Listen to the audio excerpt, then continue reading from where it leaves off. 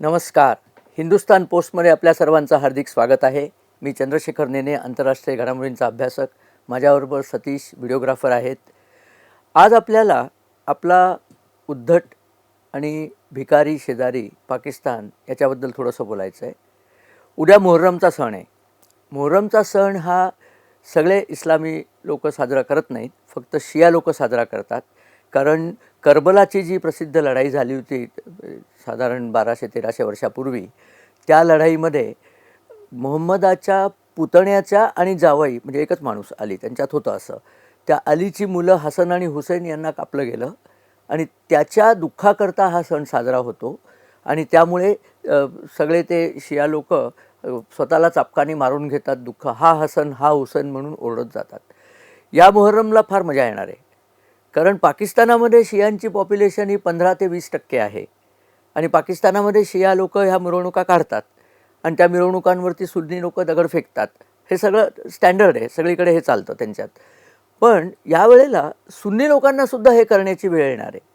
त्याचं कारण असं आहे की जेव्हा या लोकांनी आपल्यावरती गेल्या वर्षी पहलगामचा हल्ला केला आणि अत्यंत निरपराध अशा टुरिस्ट लोकांना धर्म विचारून निष्ठुरपणे मारलं, त्यानंतर पंतप्रधान नरेंद्र मोदींच्या सरकारने स्पष्टपणे सांगितलं की याचा बदला वेगळ्या वेगळ्या लेव्हलला घेतला जाणार आहे. ऑपरेशन सिंदूर तर आपण केलंच, पण त्याच्याही आधी आपण सांगितलं होतं की सिंधू पाणी वाटप करार जो आहे तो आम्ही रद्दबातल करतो आहे. रद्द म्हणजे कॅन्सल नाही बरं का, कारण हा करार, याच्याबद्दल मी बोलणारच आहे, हा करार रद्द करण्याचा कलमच नाही आहे. पण आम्ही याला अबेयन्स असा एक शब्द आहे, म्हणजे आम्ही त्याला लोंबकळत ठेवतो आहे. आम्ही त्याचं पालन करणार नाही, तो रद्दही करणार नाही, तो चालूही करणार नाही, त्याला पालन करणार नाही, अशा परिस्थितीत त्याला ठेवलेलं आहे. आता याचा अर्थ काय तो आधी आपल्याला सांगितला पाहिजे.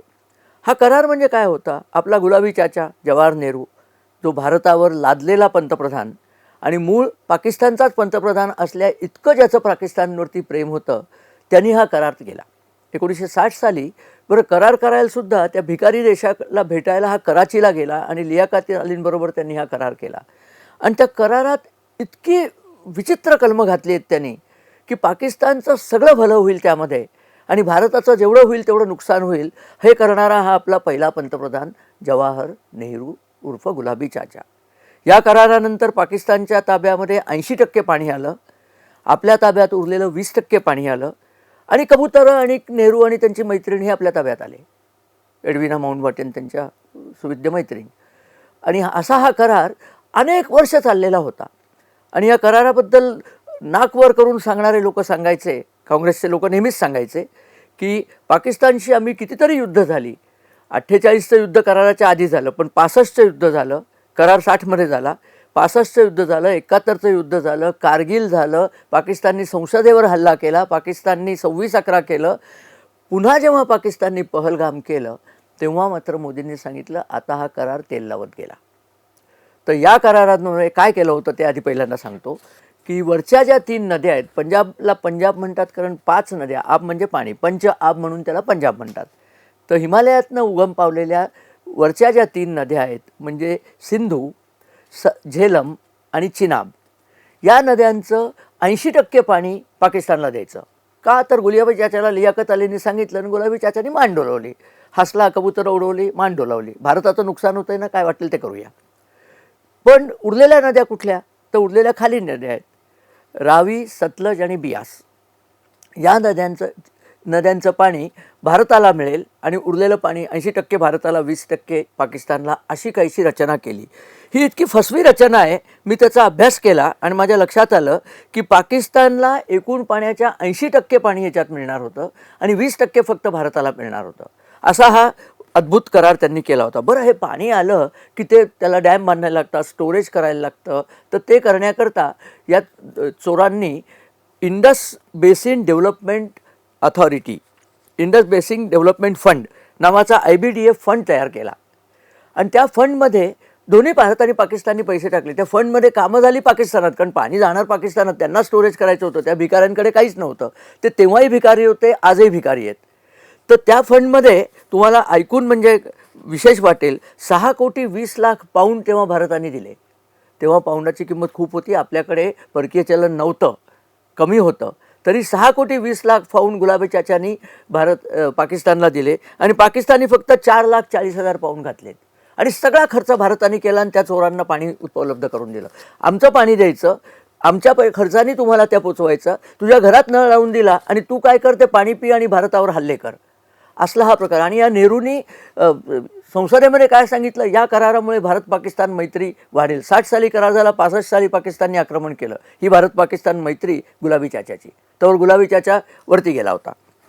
तर या सगळ्या प्रकारामध्ये पाकिस्तानला भरपूर फायदा झाला. एक दुसरा हिशोब सांगतो, पाण्याचा फायदा कसा होतो त्याला मिलियन एकर स्क्वेअर फीट असं म्हटलं जातं. मिलियन एकर किती जमीन याच्यात भिजू शकेल, तर भारताला 3,30,00,000 एकर फीट जमीन भिजणार होती आणि पाकिस्तानला 93,50,00,000 जमीन मिळणार होती, म्हणजे भिजणार होती. म्हणजे सगळं पाकिस्तानकरता केलेला हा करार होता आणि तरी हा करार इतकी वर्ष चालू होता. पण नरेंद्र मोदी सरकारात आल्यापासून त्यांनी ठरवलं होतं की या कराराचं हाकलून द्यायचा हा करार.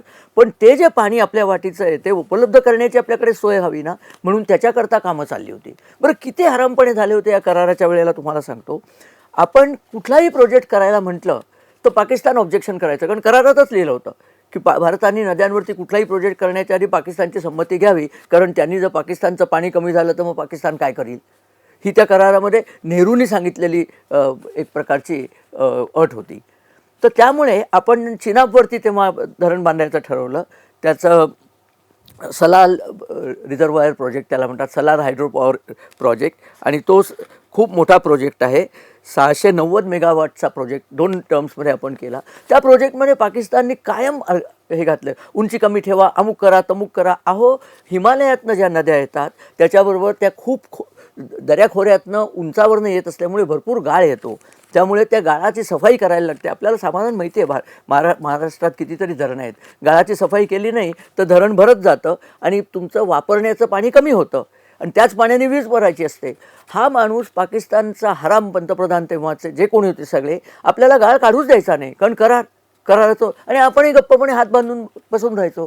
हा सलाल रिझर्वायर 95% गाळाने भरलेला आहे, म्हणजे काही त्याचा उपयोग नाही आहे सध्या. आता मात्र जेव्हा पंतप्रधान सांगितलं हा करार तेल लावत गेला, जोरात काम सुरू झालं आहे. त्या रिझर्वायरचं डिसिल्टिंग चालू आहे, म्हणजे गाळ उपसणं चालू आहे. प्रचंड लक्षावधी टन गाळ त्याच्यात आहे, पण तो उपसायचा आणि गाळ फार चांगला असतो, उपजाऊ जमीन असते ती, सगळ्या शेतकऱ्यांना तो वाटायचा. आणि तो गाळ वाढला की त्याच्या सलालची रिझर्वायरची कपॅसिटी वाढेल.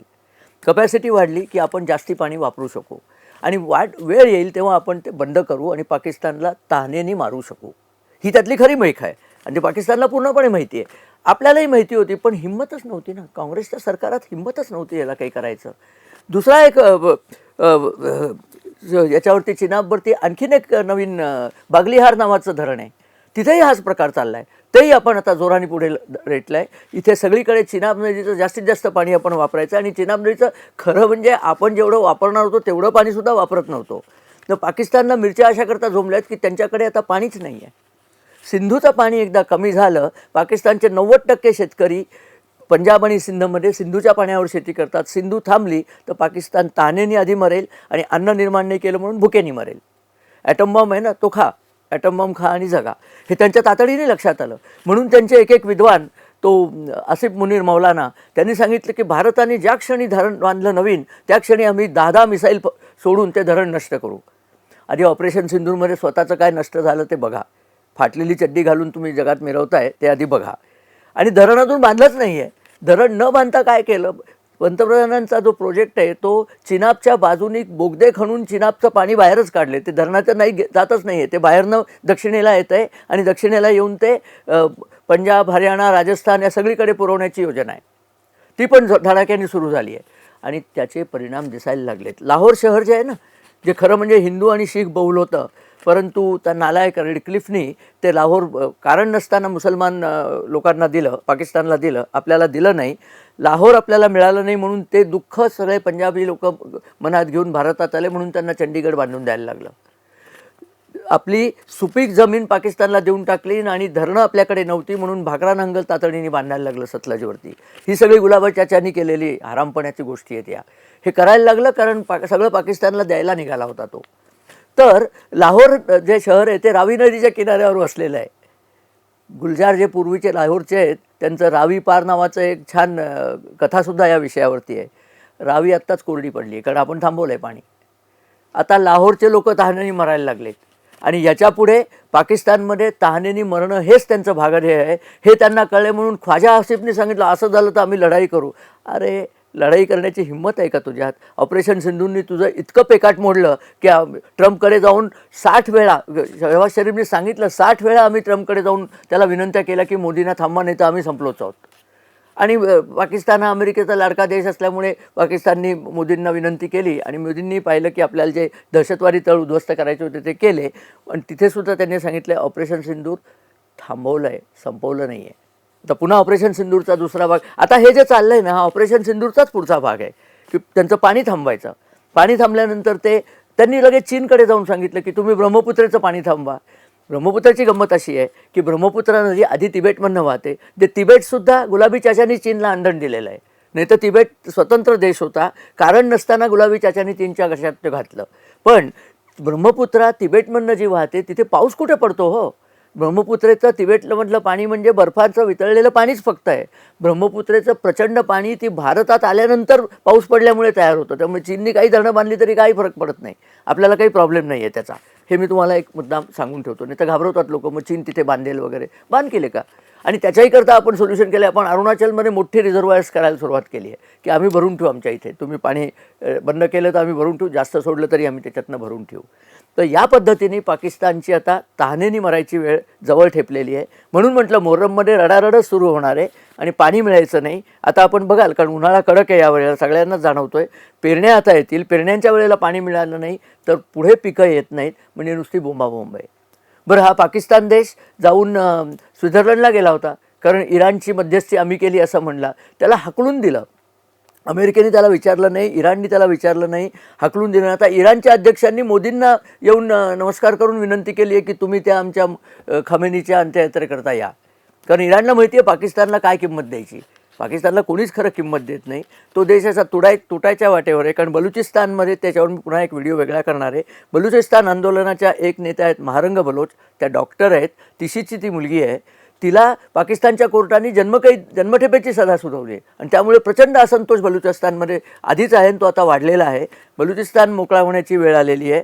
खैबर पख्तूनख्वामध्ये TTPने पाकिस्तानवर जबरदस्त हल्ले चढवायला सुरुवात केलेली आहे. त्या दोन्ही ठिकाणून पाकिस्तानला मार पडल्यानंतर पाकिस्तानचे तुकडे होणं अटळ आहे. सिंधू देशची चळवळसुद्धा त्यांनी जोर करू शकते आणि आपण बघाल येत्या काही महिन्यांमध्ये उन्हाळ्यामध्ये त्यांना खायला मिळालं नाही की काय होतं ते बघा आणि त्यांचा धमक्यांचा आपल्यावरती काही परिणाम होणार नाही. ही फार चांगली बातमी आहे. आपण या उन्हाळ्यामध्ये त्यांचं तहानेने मरणं बघूया आणि टाळ्या पिटूया. आणि केलं काय? पाकिस्तानने इतकी वर्ष हे जे पाणी मिळत होतं त्याच्या व्यवस्थेचे काही केलं नाही. ते पैसे सगळे मिसाईल, ॲटम बॉम्ब, सैन्य याच्यात घालवले.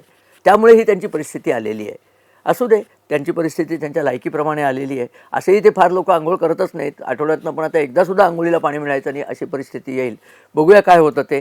हा मुद्दा आपल्यापुढे मुद्दाम आणायचा होता की पाकिस्तानची सगळ्या बाजूंनी लांडगेतोड कशी सुरू झालेली आहे ते सांगण्याकरता हा व्हिडिओ केला. आपल्याला जर हा व्हिडिओ आवडला तर आपण मित्रपरिवाराबरोबर शेअर करा, आमच्या चॅनलला सबस्क्राईब करा आणि कृपया आपले कमेंट्स आम्हाला येऊ देत. याच्या आधीच्या व्हिडिओला आपण खूप चांगला प्रतिसाद दिला त्याबद्दल धन्यवाद. नमस्कार.